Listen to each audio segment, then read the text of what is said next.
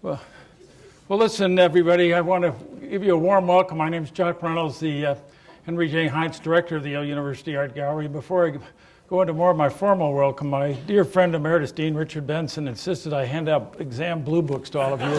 So, Chip? No, okay.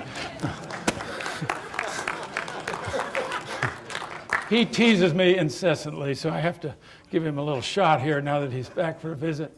But listen, everybody, I have to tell you, it's an enormous pleasure to be here today with so many of my colleagues who work in the museum, but most of all to be with so many of you who supported this place as great teachers, great artists, great patrons, supporters, members, in some cases my neighbors here in this wonderful city of New Haven.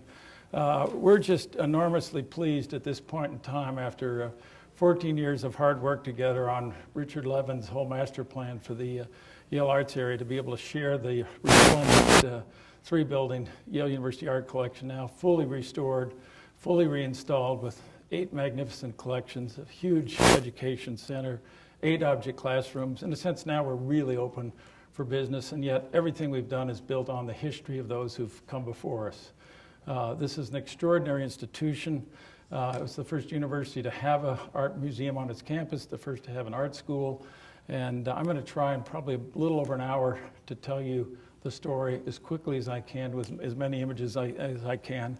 And some of you are going to be able to probably correct the mistakes I meant. And along the way, I'm going to talk about what we've done in this renovation and expansion and reinstallation. So let's bring the lights down.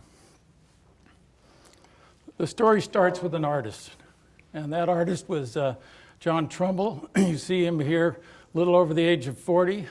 He grew up in Connecticut. He was the son of the colonial governor of Connecticut, the only colonial governor to break with the British and side with the American Revolution. And his son wanted to be an artist from an early age, but his father made him go to another place instead, to Harvard, trained to be a lawyer. He argued with his dad, said he didn't want to do it. He'd stop at Harvard and check it out if his father took him to the studio of John Singleton Copley, because he'd heard there was at least one person in America who could and was becoming an artist. And he then became, later in life, having graduated from Harvard at 18, an aide-de-camp to George Washington. His brother also worked for Washington, and he revered Washington, as many people in our soon-to-be country did.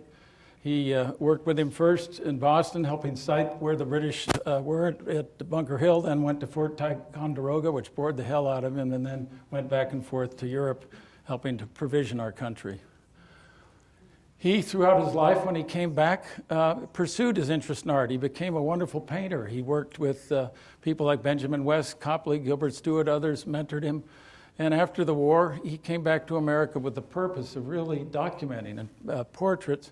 There were no photographs there for all you, no cameras there for all you photographers in the audience. He had to go around on his horse or in person and meet with every single person he wanted to do a likeness of, and he wanted to make sure people knew what these people of that time looked like for the future.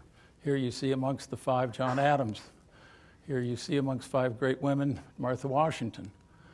And what people told him, particularly the older artists working in England, but West and Copley, is you have to go back to America and paint the great battle scenes, the history paintings of our time when we broke free of the British. But Thomas Jefferson grabbed him aside when he came to visit in Paris and said, yes, you should do that, but most importantly, you should make 2 other paintings, the signing of the Declaration of Independence. You should do the battle scenes, but also, just as importantly, you should do Washington resigning his commission, because it's these first 2 things, the Declaration of Independence, the idea of America, and the fact that he could have been king and didn't choose to be, is what people really need to know, not about just the fighting. So Trumbull, there was no place to put his art at that point in time. His cousin, Benjamin Silliman, was one of the great professors at Yale who actually got Yale started in both the arts and sciences. Yale went out and raised $7,500, 1931-32, the first public money it ever got from the state. And Trumbull himself designed the Trumbull Gallery, oversaw its construction, brought it in $1,000 under cost. That's never been done since. And he was given a $1,000 a year annuity. He moved his collection into a fireproof building. He turned down the request from from Hartford, that he share his collection there.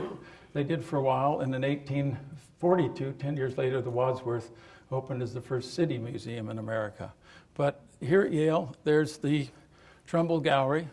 He installs his art in 1832, moves into it with his paintings, and he teaches for almost 10 years before he dies.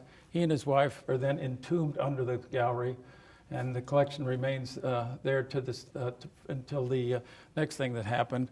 And in 1866, that building on the old campus was turned into the Treasury. In the meantime, the next thing happens during another cataclysmic war. The American Civil War breaks out, and in 1864, in the midst of it, the streets of New Haven, prosperous citizens who'd gone to Paris, came back and said, what America needs is a wonderful art school like we've seen in Paris, and it should be a place not only where Yale students can come, but also people from the city of New Haven ought to be able to study there, and we'd like to build that for the college, and would it like to have it? People here said, yes, this is a good idea. Its front door could open right onto Chapel Street, as it does today, and its side door open onto the West Campus, which it still does today. This was the design of Peter Bonnet White, one of the great architects of the time, a Ruskinian Gothic building. You can see even value engineering for those of you in our architectural community, and there are many of you here today, including our own great architects from Enniad. A few details didn't make it on, even in the budget issues of the Civil War. But in 1866, behind the Yale fence that used to go all the way around the campus, Street Hall opened, and the second floor galleries had the art moved over from the Trumbull Gallery. And this is somewhat what it looked like. If you go into Street Hall now, those of you who've been there already, the American Painting and Sculpture collection's on view there. Much of it was on view back then, but also the first great Italian Renaissance collection in America came to Yale in the 1870s, and along with great prints, and those two were on display upstairs. So there's a whole history, and you see much of this architectural detail has been reclaimed and beautifully restored. One of the major differences is you no longer have gas lighting. And so again, here's some of the great Italian pictures that came in at the time. The galleries upstairs, the Richard Fagin galleries, have the greatest collection of Sienese early Italian painting outside of Siena, rivaled only by that at the Metropolitan. And the Metropolitan, along with Yale, also received the great share of the Griggs collection. And for the first time with Larry Cantor now as our chief curator, lured away from the Met, we have a real true expert in that field. But back to Street Hall. Notice, if you will, as you look around these studios, for the first time you're not simply seeing men of Yale, but you're seeing women. You're seeing people of color, all working together, whether it's studying architecture, whether it's doing sculpture, life drawing, painting. And you also see people in their studios. Art was made in the same building where the students were, and those were the 2 floors below. Interestingly enough, Yale didn't have a formal art history department until 1940.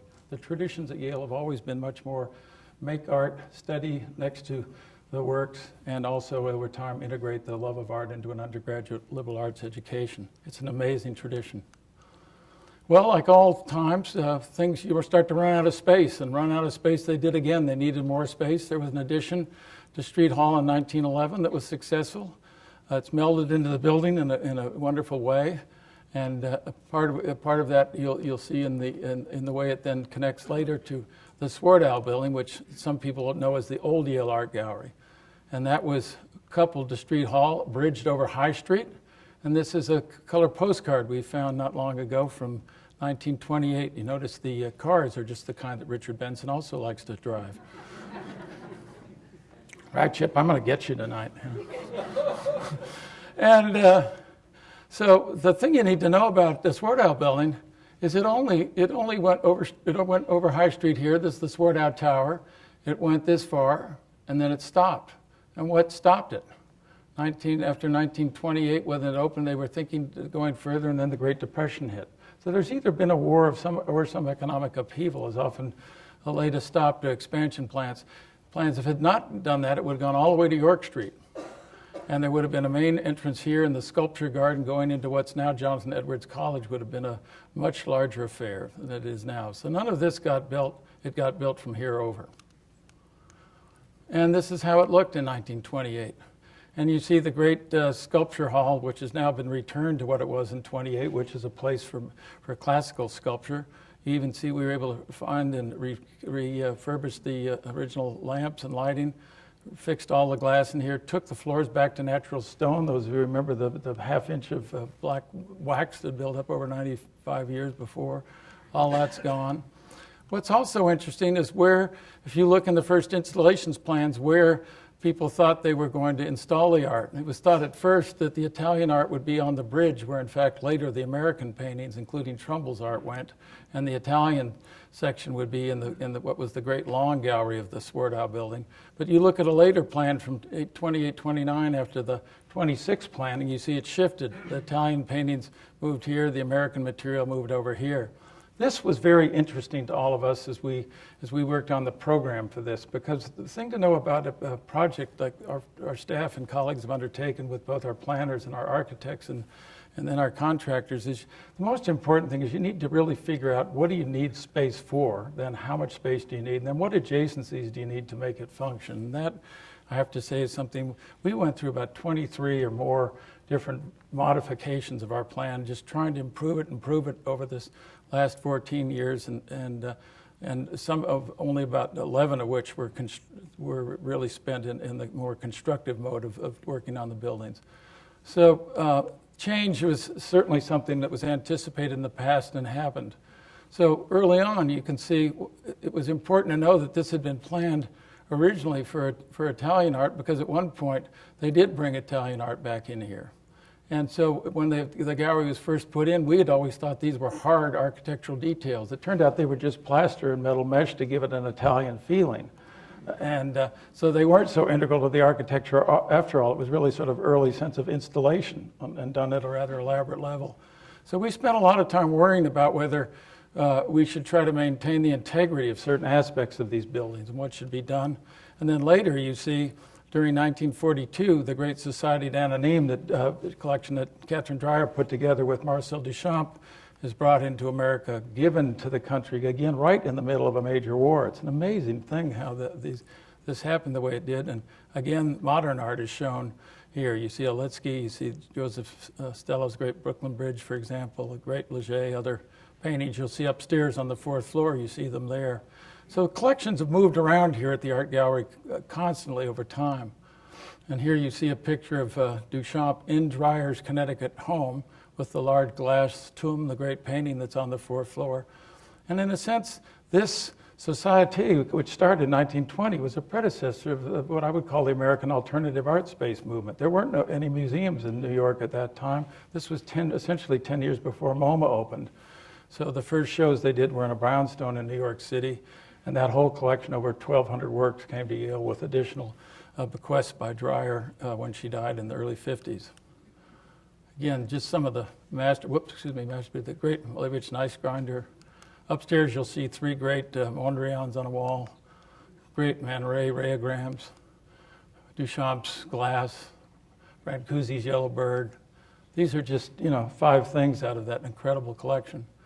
So then you go back again into the Trumbull Gallery, and some of you, none of here actually would remember it in the 30s, I'm sure to say. But here, this was the gallery, which is now, again, where you'll see American paintings of the first 5 decades of the 20th century.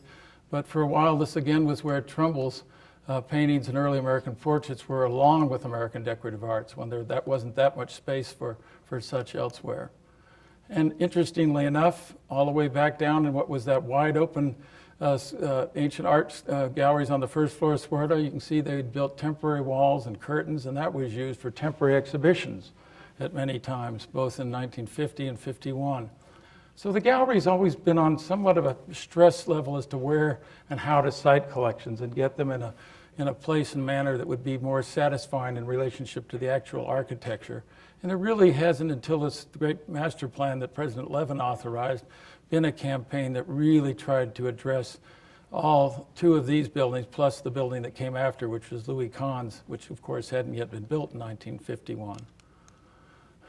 Some of you who go into the Dura Europos Gallery now, and there are some of you who studied in this room who studied when that used to be a 2-story affair, will remember Vincent Scully lecturing in the old Yale Art Gallery.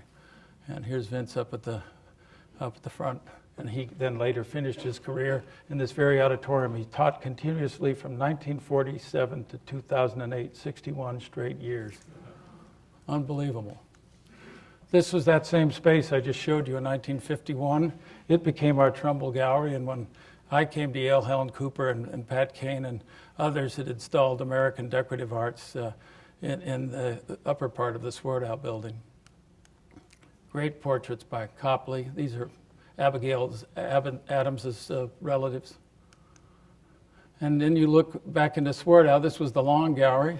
This is Charles Montgomery, another very famous professor who taught here and created the wonderful installation by Chermayeff and Geismar, which juxtaposed American furniture with paintings. And here's a very young Patricia Kane, who's I think maybe in the audience tonight, who worked with David Barquist, who's also here, and now John Stewart Gordon, figuring out how they were going to install that, just as they've done now in a new next generation for Street Hall. So again, change has been the constant here in terms of what to do with the collections, and God, are they spectacular. Pat's now at work on a definitive show on great Newport, Rhode Island colonial furniture, this being one of the greatest examples you'll ever see over in Street Hall. America's greatest silver collection, potentially unrivaled almost anywhere, certainly unequal with Philadelphia. The Met in Boston is right here at this university and downstairs. Wonderful pieces. I think David Barquist, I believe, is in the audience who did the Meyer Myers retrospective. There's great work by many others here. And here's that Long Gallery again. You can see it here. And you can see this is right now, if you go upstairs, this is where the Sol LeWitt wall drawing is on the back wall of the east end.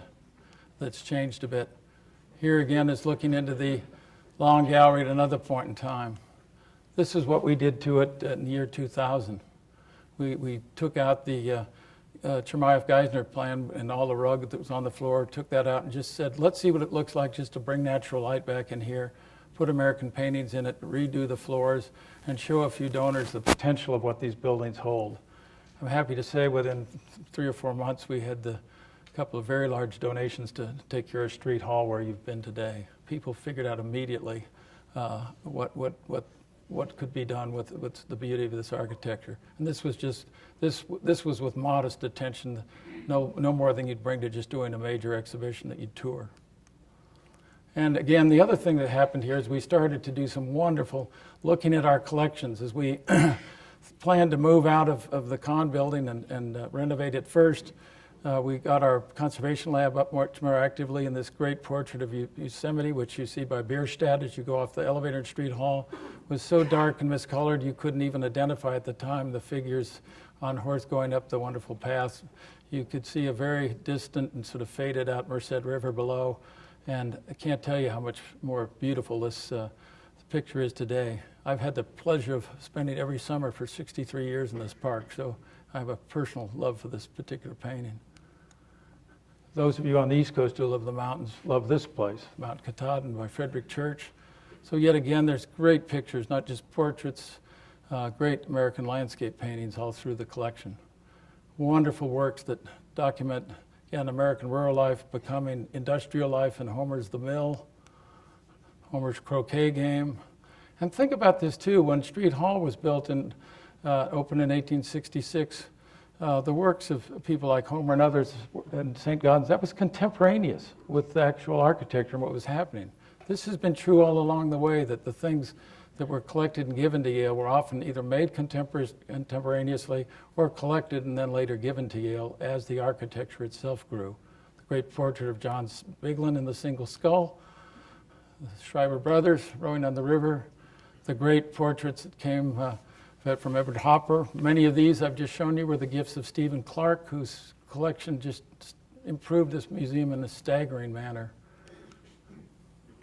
All of these pictures are on view upstairs with many, many more. This also is someone's favorite painting who's in the audience, so I tended to tease earlier. And so here you are again. You'd expect that, well, another expansion would have been underway and planned, and yes, indeed, there was one. You see, here's where the Swarthout building ended, and in 1941, Philip Goodwin, who had built the addition of the Museum of Modern Art, was already with the plan. He'd worked on it a number of times. And what happened around that time? World War II breaks out, right? So World War II breaks out. Sorry, everybody, we can't stop right now and build an art gallery extension. There's going to have to be a wait on that. So this didn't happen. And then after the war, the great Louis Kahn building took place. And it only took place, interestingly enough, because Eero Saarinen got so busy, who was the primary architect working at Yale, who would have had the job, got so busy with his big corporate commissions that this young guy, Kahn, who was teaching here and stimulating the students tremendously, got the job, and it was his first major building. And I can tell you, this is how it looked. This was what had to be torn down. This is later what Paul Rudolph's architecture building went. But if you looked at this construction site as a university planner, you might have been a little alarmed, right? This was done at Time and Materials back then, and the Macomber Construction Company, when I read their files, was fabulously happy to have this commission because there was a committee known to the faculty as the No Louis Committee. And it was the faculty, the responsible members of the faculty, at least fiscally, were always trying to say no to his next request, whereas others, including Charles Sawyer and other people who wanted to support him, always outvoted them 3-2, and he kept getting the chance to go forward.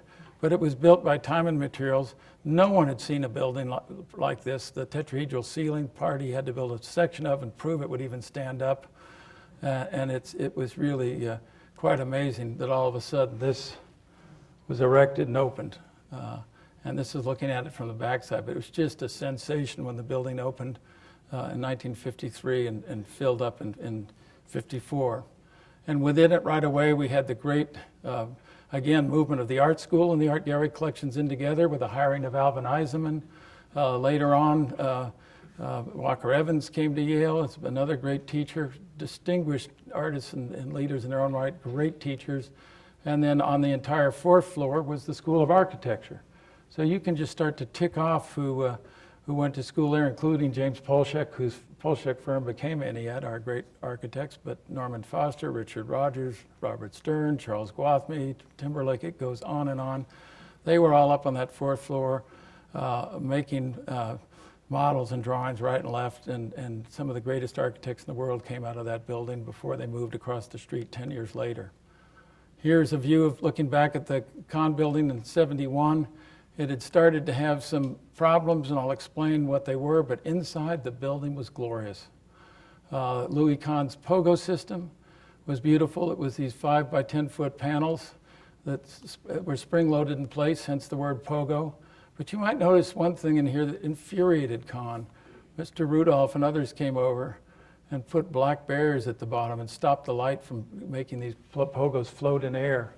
They also, Andrew Ritchie, who came from MoMA with more of a white wall sensibility, covered all the masonry block with plywood and then sheetrock for a while. So a lot of its greatness as architecture was sort of clad and sheltered a bit for a while.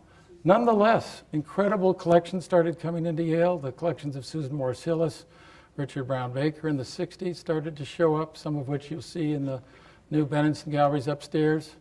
Great works by Pollock. And this again, the book we just published by Baker is get there first and decide promptly. You know, he's buying Pollocks at $3,500 by getting into the gallery first and saying, I think this looks interesting, I'll take that. Time and time again, he bought wonderful works, as did Hillis and others. Other works came directly from artists like Robert Motherwell, the great Spanish elegy you see here. The wonderful works of Rothko and others came from Catherine Ordway. Interestingly, 4 of Yale's greatest donors were women who had nothing to do with the university but loved the fact that it was a teaching museum. And I would give some credit to that, to the street hall notion that women were actively teaching and studying at Yale almost 100 years before the college became co-ed. Wonderful young scholars were here becoming curators. Helen Cooper bought this great champion piece from Stuart Davis. At the time she purchased it as a young curator, it was the most expensive work Yale had ever bought, and boy, are we glad she was able to purchase it when she did. Great works by de Kooning. Richard Diebenkorn came in from donors like Richard Twigg Smith and others who followed, and it's just been a succession of remarkable things that have come to the gallery over time. Now we're up to the year 2003, just before we've been asked now that art history has decided it would like a new building next to the Rudolph building, how would we develop a plan to fully use all 3 of these buildings and in a sense recoup the gallery's all remaining architecture, historical architecture and link it together. And the Kahn building, because of its failing mechanical systems and leaks in the roof, we tackled first, even though it was the least old of the buildings. And here you can see the kind of problems it had. The only major design flaw in the Kahn building really was when he built it, he used straight bar steel that had no thermal break between the weather of the outside and inside. So we had freezing weather outside, warm inside. The steel would twist and torque, and the double pane glass cracked incessantly, and the place started to look like a greenhouse. The other thing that happened is the heater system, which should have really been two coils high, the rust inside. Windows were popping, sometimes falling out.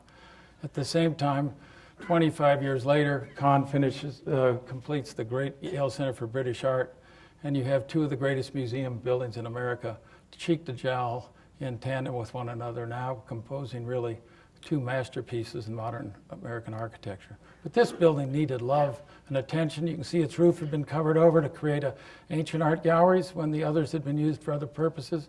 That needed to be taken out. The whole curtain wall had to be replaced and entirely new, getting back the old sculpture courtyard, built much in the way of a lot of the moats that you have around Yale College. Kahn was very cognizant of the context in which he was working. Had to patch in the whole building with insulation while we worked inside it to prevent the floors from buckling, and then finished it up beautifully. This is how it looked. If you were looking down from the Rudolph Architecture School, that's not a bad building to be inspired by as you think about being an architect yourself. And you'll notice that we moved the Richard Serra Stack sculpture over there once we reinstalled the sculpture garden. You'll see a sense of that before. But again, just look at this building reinstalled, empty, how beautiful it is, a space. There are moments in these renovations where you sometimes come in and say, God, the empty space itself is so beautiful, you hardly want to put anything in it, at least for a while. Here you can see the only thing we did that changed the look of this building is always to put one more row of heating coils on it. I'm happy to say all the Kahnites that watched us like hawks didn't even notice we did that. But we put a 1-inch thermal break between all the new profiled metal and changed it from steel to aluminum, and it's been functioning beautifully ever since. It was tested. I could tell you all about that, how we did it, but that was interesting too. The first thing we did, which I think was so appropriate to the notion of what a teaching museum might be, was to let the first show be curated by a group of students. And we had already restored the building itself, the sculpture courtyard, and put wonderful new works by Martin Puryear. We're starting to again collect artists who we neglected to collect, Joel Shapiro. You see the great work of David Smith by Charlie Benenson's collection now out in front of Street Hall. Got that all fixed up. And then as of next Tuesday, when we cut open the window, the ribbon yet again at 12, people came in and saw what was the beautifully restored Kahn building. And the first thing they saw was an exhibition curated by 7 Yale students, and they're surrounded by Pam Franks, who I believe is here in the audience, who was our curator of academic affairs at the time, now our deputy director for collections education, who started what's now been 6 student-curated exhibitions. We thought as a teaching museum there should be more students being our gallery guides, our teachers. They should be given more opportunities to do shows just the way we professional adults get to do. So we said, you're the first ones on the spot to do it. We want you to react to Louis Kahn's building. Any of the sculpture in the building that was made from 53 on is yours to choose. So right away they dug into some of the construction photos. Look at this fabulous view of the Kahn stairwell before it was actually finished in construction. Look at how it looks later. So people come from all over the world simply to stand in this one stairwell here and then go across the British Art Center and stand in its, and needless to say, all parts of the buildings, but both stairwells are truly magical. Students put together a fabulous show. Not only works in our collection, here you see a wonderful Rachel Whiteread borrowed from across the street at the British Center. And not only did they design and curate the show, they had to install it, they had to give all the talks, they had to do the catalog, they had to do everything. And so they learned exactly what it is we do, and they were front and center as the place opened. It was also a wonderful time, and we've now added in the last 14 years 4 new collecting departments to the museum, making its collections truly encyclopedic and global. And the addition of an African art department, again fully endowed and named by James Ross and Charles Benenson, entered into the second floor of Kahn, and Here you see Fred Lamp, one of the first PhD students from Yale, who also was in the Peace Corps in Africa, became our first Benenson curator, and has been here ever since. Many people have been present. I think Paul Walter's here in the audience. So many people have given artwork to the museum. And here, as a matter of fact, I think right behind you are some of the works that have just come in the great pottery collection from Paul Walter. The ones on the table are from Charles Benenson, great collection. And again, right away, with a lot of our students who were here, were teaching. This is Horace Ballard, who's now in the PhD program down at NYU, teaching with a group of school students and adults. This is Anna Hammond, one of our colleagues who came in and helped us really start our whole publication editorial department at an important time, and some of the wonderful artworks that came in, not only from Mr. Bennett, but from others. Then we moved up into having all of a sudden much expanded Asian art galleries, named by Bruce Dayton, who also endowed the position there for David Sensabaugh, who became the Dayton curator. We also hired Sadako Oki, a great specialist in Japanese ceramics and painting, and those collections started to grow with wonderful gifts. And David is one of the most gifted teachers you could ever hope to have in a museum, and that collection, frankly, is rotated more frequently than any of our collections in the whole museum. The European art collection, again, was rotated more and more. We hired Larry Cantor part-time to come from the Lehman collection and think about spending some time with us, helping us better understand the works we had. We also added new installations to that department, again, full of great pictures. Manet, young John Marchiari came our way, became a great younger curator, helped us discover the Velázquez that's been lounging in our basement for 90 years, that's being conserved now. Major attributions from Titian to Frangelico to Velázquez to Van Dyck and others have been made with having people who finally have a greater knowledge of that early European art that's been at Yale. And of course, we were able to show more, but not that much of our modern contemporary collections. You'll notice, those of you who've been coming here, you seldom get to see maybe more than one Rothko or one Pollock, or never a whole group of these things together. We just didn't have enough space. And some of the large-scale art was never really big enough, or the juxtapositions, as nice as they were in some way, didn't make the same lyrical, poetic space that I kind of sense with each other that I think you're seeing now as you look through the collections. And of course, the great paintings by Van Gogh, given by Stephen Clark, great things by Lichtenstein, by Richard Brown Baker, were all sort of cheek to jowl with each other. At the same time, we hired Jennifer Gross, and with me coming here, we had started a much more active endowed program for visiting artists, with them spending time amongst us and also with the School of Art. And so Janine Antoni was one, Doho Su, a Yale graduate, another, started acquiring works by these artists, some of which you see in Kathleen Chaffee's wonderful Once Removed exhibition. This is her first show on Con West right now in the Shen Galleries. And we were able to lure Suzanne Borsch away from the Met as our wonderful lead curator for prints, drawings, and photography. Again, I haven't hired anyone who wasn't interested in teaching students and spending time with them, which I think is the hallmark of any Yale teacher and professor, and certainly been true of us who work in the museum. We like young people, and we want them to come at us. This wonderful new Duffy Study Center now has 2 major spaces where you can come in and select from over 50,000 works that are housed right on the 4th floor. And again, young people here, Elizabeth DeRose got her first major show with of Rike Shigoya, Kiki Smith, Tip Dunham, Jane Hammond, and the other half of the gallery was Jasper Johns. Not bad for someone just applying to graduate school. She did a knockout job. But on this same floor, you have wonderful works by Winslow Homer. Don't miss, by the way, right now when you go into the painting and sculpture galleries in Street Hall, there's a little wonderful nook as you come off that first gallery, and 5 of Homer watercolors, including this, are on view right now. We started collecting African American art in a very big way. Over 400 pieces have been collected in the last 12 years, very significant ones. This is a great collage by Bearden, one of his most important early works. Wonderful images by photography. The photography program has grown with a tremendous amount of new work. Again, I've been privileged to be an adjunct professor in the School of Art and to work closely with Chip Benson and Todd Papageorge, who were here tonight. So you might imagine, having done the first great show I saw at Yale, Todd did a show of Walker Evans and Robert Frank, not juxtaposing these particular images, but Evans had taught here, we started to really collect photography in a big way, and that's continued, as you well know. But also up there were great drawings. This Pollock drawing that's on view upstairs is I think one of his greatest drawings ever. It was the poster for MoMA's retrospective show, and it's seldom been on public view here. It's up there right now on the Benenson galleries.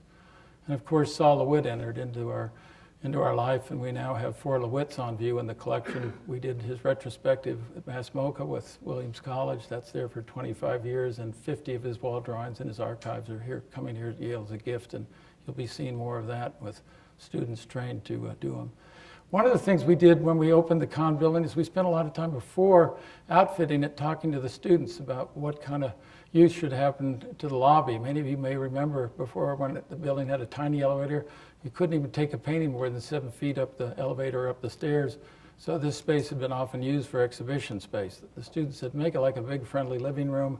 No one pays any admission or buys a ticket when they come here. Make it a place where we can meet and talk and get open on a Thursday night. And they told us a lot of stuff that made utter sense. So with Joel Sanders, who worked at the architecture school, we asked him to do some designs for us. And this was the first version of our visitor service desk. You can see we've stripped it down and made it much, tucked it in on another side of the building to open the space more, as it's become used more and more by people needing to gather. But when we first opened the gallery, I've reinstalled some of the same paintings. Christian Baker's, one of our recent Yale grads. But immediately people came in and started to treat this as a space where they could meet each other, whether it was a class or friends, and then go off into the museum, not having to be foisted to have a buying experience. We did away with the traditional museum store and said we'd focus the resources that we put into that into our education program instead.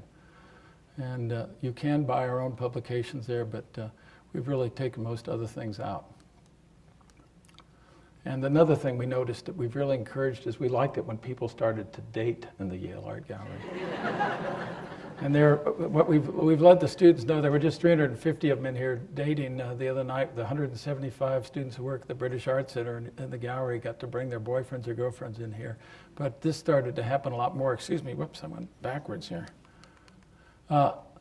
This started to happen noticeably after we listened to the students and also started the gallery guide program with gallery guides from each of the residential colleges. The students show up for each other's tours the same they would for a play or a sporting event, and that's transformed the use of the gallery and made it much more a part of the college. All during this, we started also a major art drive to enhance the collection. Almost 20,000 works came in the first 10 years of that, and it was done very quietly. And the first donor to kick it off was Paul Mellon, and it's not a bad way to start with the greatest watercolor. It was still in private hands, which was you saw the John Bigland Akins painting. This was the watercolor that matched it. He sent it up to Yale in honor of Jules Prown and said, I hope this will sort of get your little campaign underway. It was amazing. And many other works came later by gift and bequest. You'll see a lot of those upstairs. Just fabulously generous man, and really it was a great fortune to have met him the last day he came to Yale and to spend it in the gallery.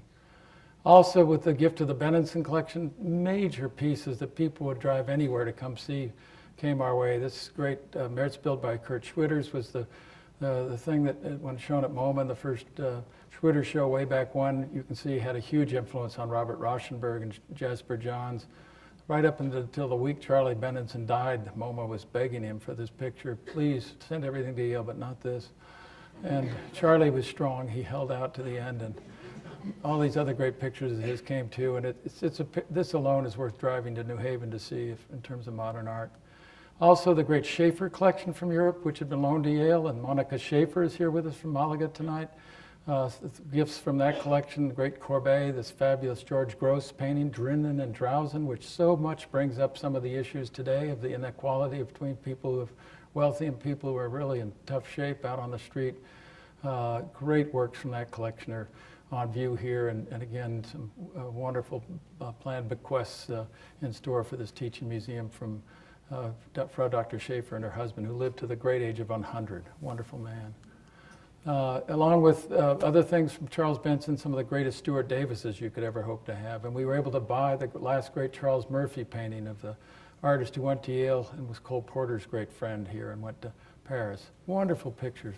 Les Bibliothèques. If this isn't a picture about looking carefully and studying and reading and thinking about architecture, the world, and in this case both sculpture, and that's a portrait of Ralph Waldo Emerson thinking about philosophy. You know, it's a wonderful picture to have at a teaching museum. Things like this just came pouring in. I told you earlier about the Serra. There were commissions at the time. Mimi Gates was very brave to commission this work by Richard Serra. It almost got her fired. It was called Stax. It was put in the old library of the art history department, and they hated it and went after her with tooth and tongue, but then finally backed off. Sol LeWitt's first wall drawing was not brought here by me, but by Sasha Newman, who commissioned it for the wall at the other end of the building. Some of you may remember it. But later, when we took the roof off the Kahn courtyard and repurposed it, Richard came up and I suggested it move here, and boy, he totally agreed. The chance to work with Kahn posthumously was quite special, and the piece looks great up there. You can go up and look at it any time on a clear day or a rainy day, and it holds that space beautifully. Again, during the renovations, the Kahn building was done. We started to think about what we were going to do in the Swarthout building, and tried a number of different installations there. This is Susan Matheson putting a number of things on view for the classics department, and those needed to teach with Roman art. And again, you can see here the floor that's been restored to its pure stone. It had this wax that had become almost black. So again, the discontinuity of just surfaced a wall and was quite pronounced, but we didn't realize what a huge change that was going to be until we stripped the floors later. But the idea of testing out whether we could put our collection back in this space was something that we found very soon worked very well. And of course, at the same time, we started more and more to invite other, not just our own curators. Here you see Susan teaching one of the directed studies classes that Jane Levin brings over. When they read Homer, they come over and look at Greek vases. When they were working, here's David Sensabaugh again with another class. Here's Ed Kamens, one of our great faculty members, teaching Japanese art.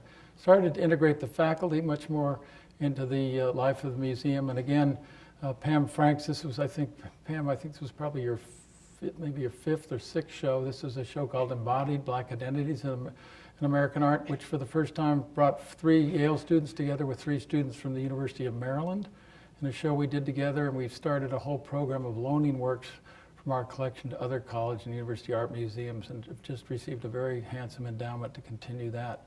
Whoops, excuse me. These students, again, were very much a part of our teaching program, and the gallery guide program got stronger and stronger. Here you see them working with the school classes that come in. These are some of our first gallery guides who returned for a 10-year reunion. And now we get back to what we needed to do with the rest of these buildings. But we'd sort of already taken care of Kahn, and here we thought we really needed to just get as much of that normal office space and everything else out of here, make much of this building dedicated to displaying of art, and to also figure out some way, if we could with our architects, to get more temporary exhibition space up into the building and all the way across the top floor of Kahn, if possible. This, you can see, already changes a little bit from what you see upstairs. This is the print study area now, and didn't become a gallery. This is a much bigger gallery here. But one of the key features to see if we could somehow put a gallery on top, a structure on top of this building, and gain more actual exhibition space. And this is where our great architects, Enid, and our engineers were able to help us. If you look in the buildings they come across here, this tower actually in Swarthout was hollow up above the second floor. There'd been a little mezzanine kind of American Arts office, which before had been a conservation studio. But we were wondering what might be done to the top of that. Here you have the Kahn building, and then the British Art Center, which had a very different lighting system on top. You couldn't have built anything on top of it. But lo and behold, we thought, well, maybe if we find a way to put steel down through the structural bearing wall of the building, we could get a whole new gallery back there that wouldn't be seen from anywhere really other than almost the 4th floor of the Founders Room of the British Art Center, and not really anywhere else. And so if you look here, this was the glass roof and ceiling that went over the top of the building before. By pulling this back in here, you're really not adding that much more of a visual problem in terms of perception, and you don't see any of it from the floor, from the street. So we decided to go with that. There was a lot of review and potential consternation as to whether that was the right thing to do. But essentially what you see is we dropped in a whole new set of galleries here, lined the floors up here, build up 2 more floors in the tower, and then had to deal with the problem of how do you get people, because all these buildings have to be readily accessible, how do you get people through the disjunctions of floor plates that don't actually align between Street Hall and the Swardow building bridge that connect as you go across High Street. Those were the challenges that our architects at INEAD took on with great delight so they could do some of their own new architecture amidst these 3 great buildings. And this was their potential notion of how that 4th floor gallery could look with some of the Society d'Anonyme collection in it. Here's just one photograph of how it looks actually right now. You can go up after this and see some of it yourself. We also, in adding the tower to the building, thought that we could get another whole floor that would line up with that and another gallery next to it, and that we could get a 2nd floor on even further up. This has become the new Jane and Richard Levin study gallery where faculty members can put works out for display, and so that's on view there. And we put a wonderful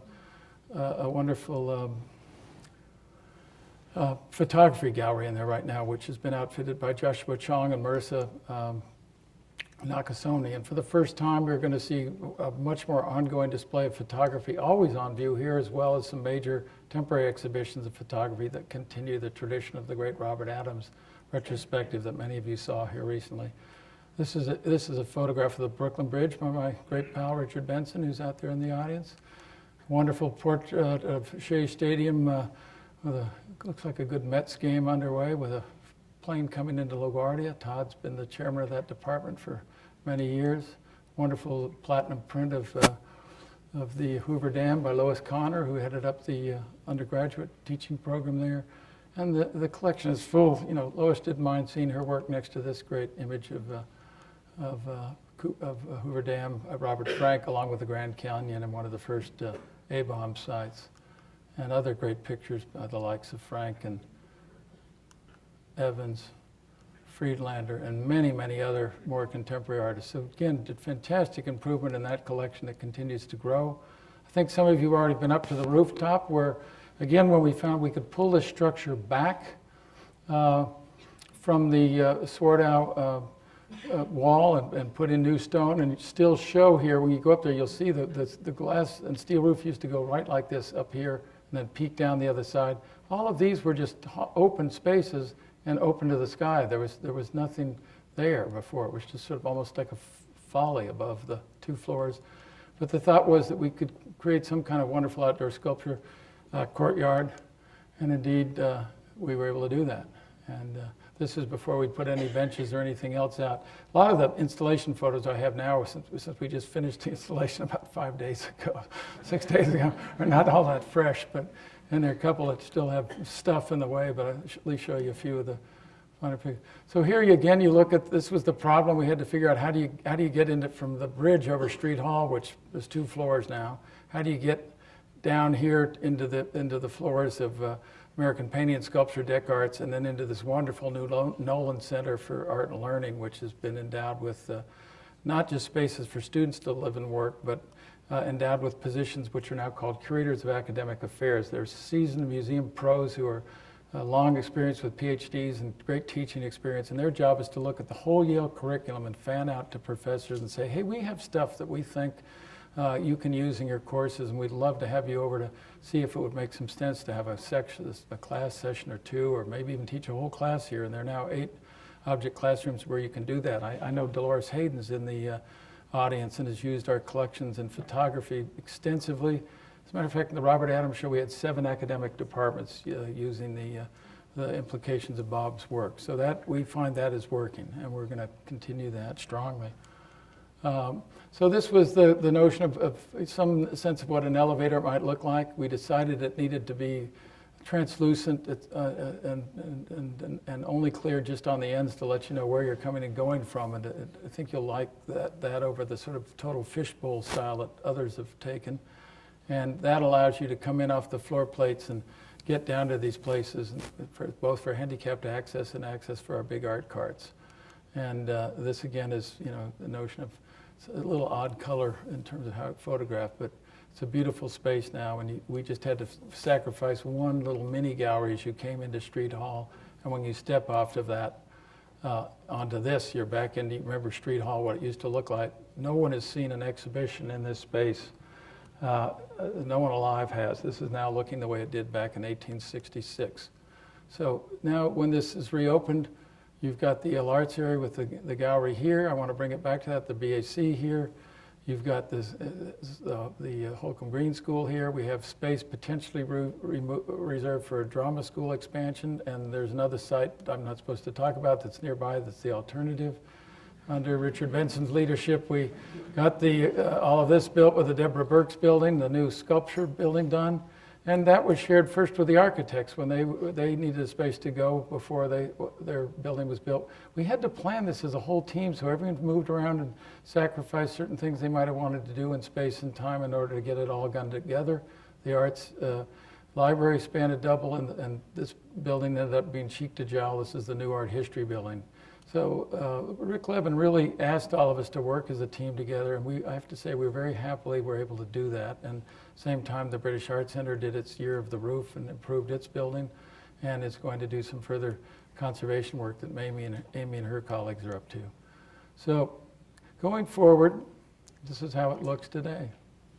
And we finished it in April. Someone went up on the roof over Caesar Pelle's office. I think it's quite wonderful that you have one of our former deans still planning most of the great buildings he does all over the world right here on Chapel Street.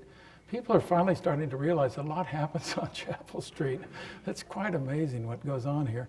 But all three of these buildings not only were finished in the inside in the way you see, but all of their skylights, their slates, the roof was, all the stonework was repointed or replaced or cleaned.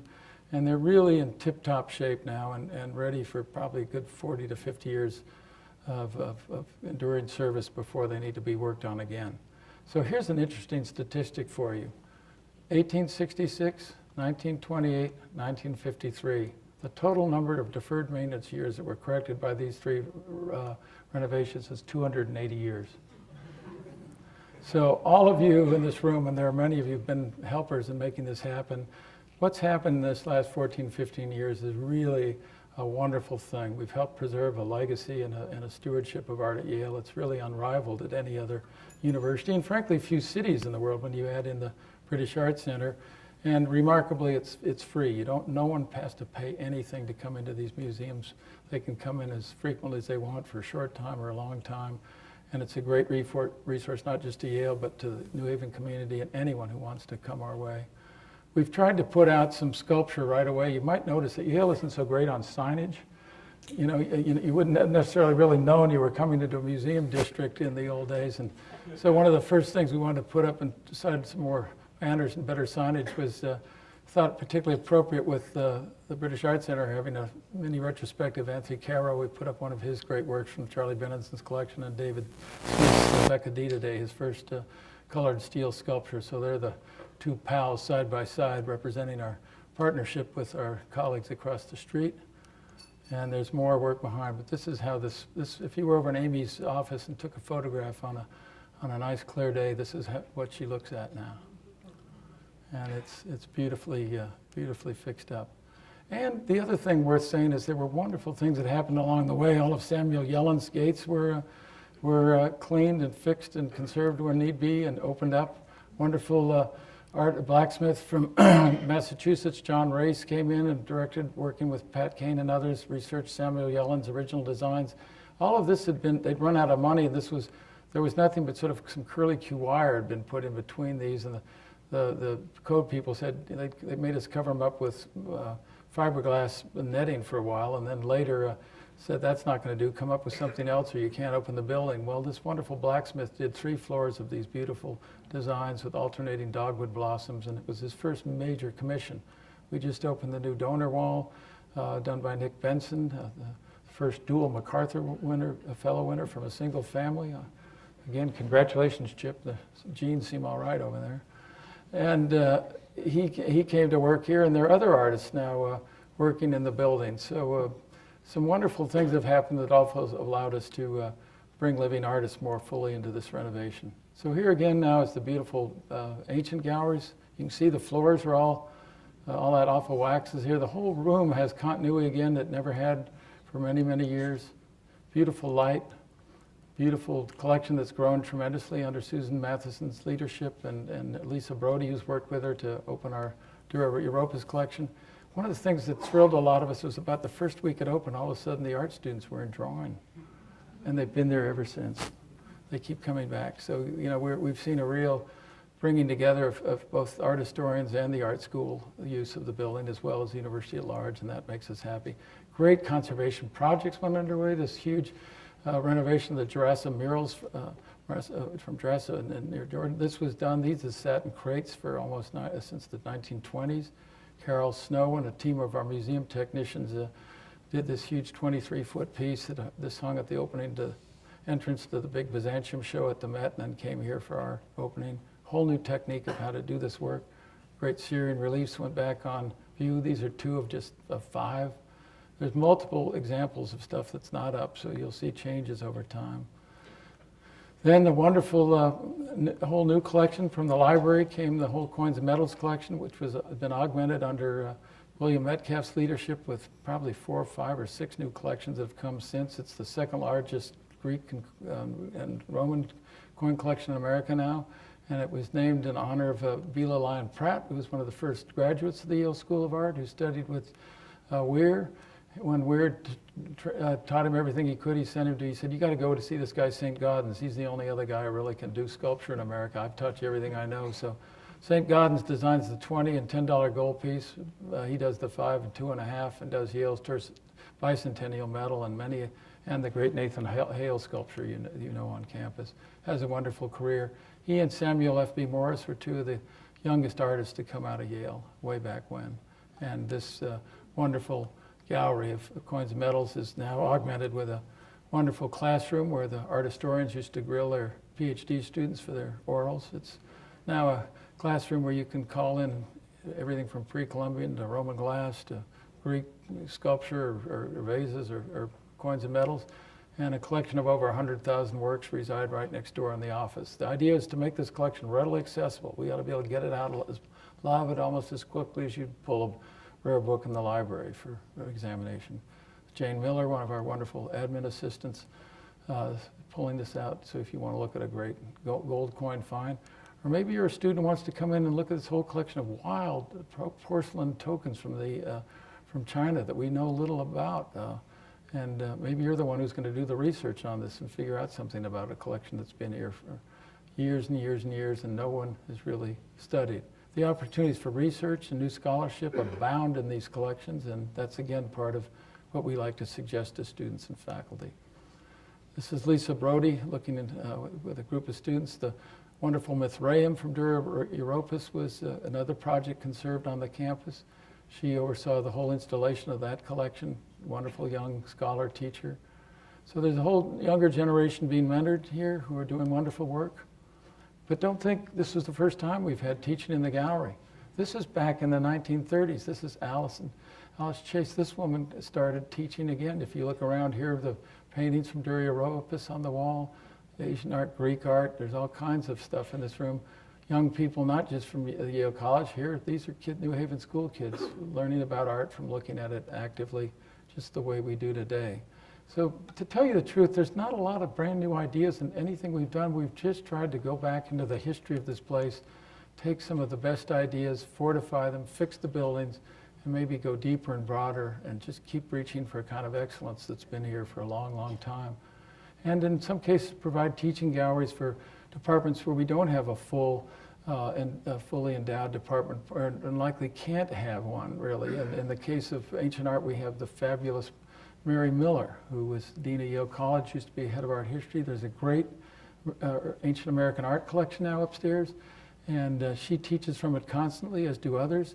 But emblematic, again, of what happens at Yale is Heather Hurst, one of her great students, went down to Chiapas and crawled down into the underground, found tombs of the Bonaparte murals, copied them fastidiously, and then went and over, some of you may remember Z's Tattoo Parlor on Chapel Street, spent 3 years doing these murals to full half scale, and we'll be switching out one of the 3 tombs each year. Heather went on to win a MacArthur Award at age 28. I mean, this place just keeps turning out remarkable young artists or young scholars of all kind, and it'll often their experiences can be traced back to their engagement in the great library and museum collections. Our most recent collection to be added, and one that makes Yale's collection more truly global, and the fact that we'd added the African and other tribal arts of that whole area and into the department you saw a floor below. We were able, from one single donor, Tom Jaffe, class of '71, had collected the greatest private collection of Indo-Pacific art, everywhere from Taiwan all the way down through the Philippines, and all the way going toward Indonesia, Micronesia, all the way toward India, and following basically the sea routes. And this is a phenomenal collection. And not only did he give his and promise all his sculpture, you might see all around the galleries when you go into wonderful textiles. The greatest textile collection of this kind in the world was assembled by Anita Spertus and her husband, Jeff Holmgren. Half of it was sold to the National Gallery of Australia, and the other half was going to go to the Met until Tom stepped in and said, I've got to buy it for Yale because I've got the stuff the men made. The women made all the textiles, and if we're going to have a department, you got to have the best of that. And then he endowed the whole curatorship. We were able to lift Ruth Barnes out of the Ashmolean in Oxford to come be our curator. And most touching of all, he named the gallery in honor of his two teachers at Yale, George Kubler and Robert Ferris Thompson. And so this honoring of great teaching and the impact it has on students is particularly emblematic in this wonderful gift that's made a whole new department possible. Wonderful, wonderful things up there. And Ruth's done a stunning first installation. Now when you go over to Street Hall, some of you have done and some of you are going to be able to do here in just minutes, is the Trumbull paintings have been now installed in beautiful new space, a lot more of it now. Other galleries on the other side full of great Homers and Aikens and other works. These wonderful lunettes that came out of the Huntington Mansion that were conserved, that sat rolled in boxes for 90 odd years. This is what the galleries looked like back in the 1870s.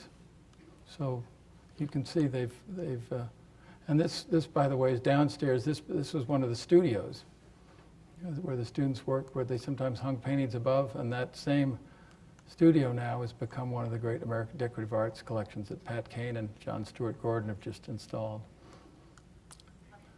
Sadako Oki and David Sensbob just overseen a major reinstallation of Japanese and Asian art, and it leads right through this door into what's a fabulous series of, I think it's 15 galleries of art that go from Trecento Italian to the great pictures of Van Gogh and Cezanne at the end of the bridge. And you see wonderful views where you look out down the bridge down High Street. Students can come in. Wonderful views where you can come into a gallery and look out onto Chapel Street. We made a real point with the architects of wanting you to think not only of what you were seeing inside, but we want you to be able to look outside often and have some relief. We think of the museum now really like a great three-course meal. Conn's your first course, Swarthout your second, maybe the Street Hall's your third, a great dessert, and maybe what you see on top's the nightcap or something. But it's rather spectacular, and you now go through these just beautiful runs of modern art, and for the first time we have great spacious galleries for our modern contemporary collections. Again, wonderful positioning of some of the work with the original features of the architecture. All of a sudden we can start to put many more of these things together. And in all cases, there are 2 more Rothkos in reserve, there are 3 Ryan, another great one. I mean, every one of these artists we have more work by. It goes on and on. John Stewart Gordon, working with Pat Kane, has brought the collection of modern and contemporary decorative arts up to now with a beautiful installation. And the Nolan Center across Street Hall and down on the first floor has a whole curatorial library that can be open to students during the day and in the evenings, and classrooms where they can plan and work on the exhibitions they're doing. And a student can come in and just study a single object for pleasure or for a course. Or whole classes can come in and be taught by the likes of Kate Ezra or Suzanne Borsch, Pam Franks, and others. Here they are in the Duffy print room or down in one of our curatorial rooms, or they can be working in our conservation labs. Here the work going on the Huntington mural lunettes by Moybray. So bringing these young people in direct contact with original works of art every single day. This museum is open 7 days a week, 6 to the public, 7 in total, counting the Yale community, is what we do. There's music being played in the gallery more often. You may have heard a lot of it last night from our School of Music. Constant talks by faculty. Here's the great Alex Nemiroff, who we sadly miss. He's gone back to Stanford. And we've also got wonderful works by Solowit starting to erupt in the gallery. This leads down the Vincent Sculla Gallery to where you are today. You just walked down here past this other Solowit wall drawing done by 4 students. One starts with a 3-foot line, connects it to the next and the next, and then they go on an infinitum as a foursome until they feel the overall effect is satisfying. Interesting work here by an elusive artist named Eli Benofels that deals with an 1863 stamp by it was done of Andrew Jackson during the Civil War, just a year before the School of Art was founded and then opened. So it puts the idea of mark making. Every one of these stamps was hand canceled in a different manner if you look at it carefully and digitally and large. So this lost found album of these stamps that have been magnified for your attention bring a whole new sense of how mark making can be thought of across time of when the art school started to what the kind of things that are happening there now. So we invite you tonight, as it's starting to get darker outside, maybe you want to go up on the roof. This is what Amy sees as it gets dark. Maybe you want to go up there and hang out. And maybe you'll feel as levitated as we do at the end of all this. Thank you very much. Thank you.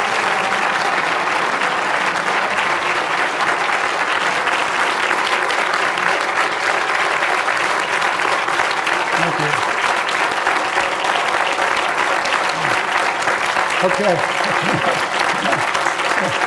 Now listen.